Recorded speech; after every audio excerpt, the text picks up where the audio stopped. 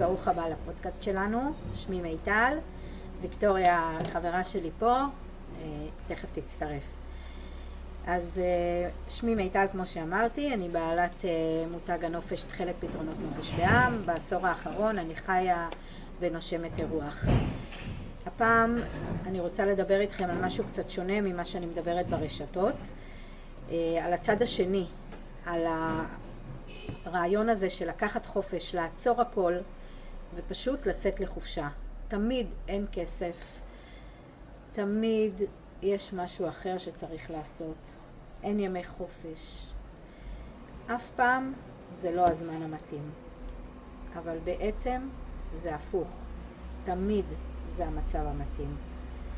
חברתי פה תמשיך אותי, אני רק אתחיל ואגיד שאם אתם עוצרים את הכל ויוצאים לחופש, מחליטים שכן, היקום כבר יתגמל אתכם על החופשה הזאת.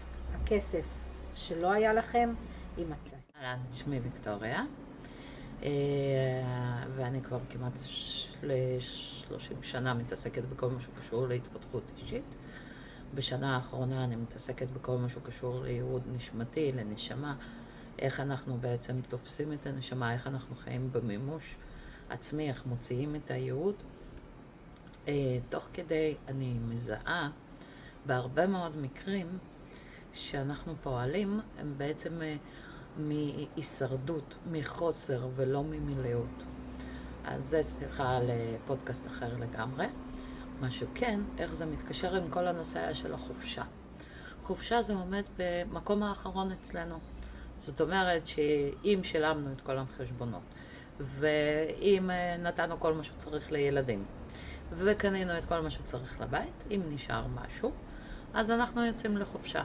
או לחילופין, אני מכירה לא מעט משפחות כאלה, אנחנו חוסכים בעצם כל השנה, בשביל פעם בשנה, בחופש הגדול, או בפסח, או בסוכות, לא משנה מה, לצאת לחופש. ככה עובדת החופשה. ההנחה מהיסוד היא לא נכונה בתכלית. למה היא לא נכונה בתכלית? כי בעצם הפעולות שלנו הן פעולות של הישרדות. עכשיו אנחנו רוצים חופש כל הזמן. בכל סוף שבוע שמתקרב יום חמישי, אנחנו עייפים מהשבוע שהיה, מהעבודה, מילדים, מכל מיני דברים היומיומיים שלנו, אנחנו מתים לצאת לחופש. אבל אחרי החישוב המהיר של משהו יש לנו, אנחנו מבינים שהחופש היחיד שאנחנו יכולים לעשות זה לעלות לאוטובוס לצד שני של העיר. וזה מסתיים החופש שלנו לפי היכולת שלנו.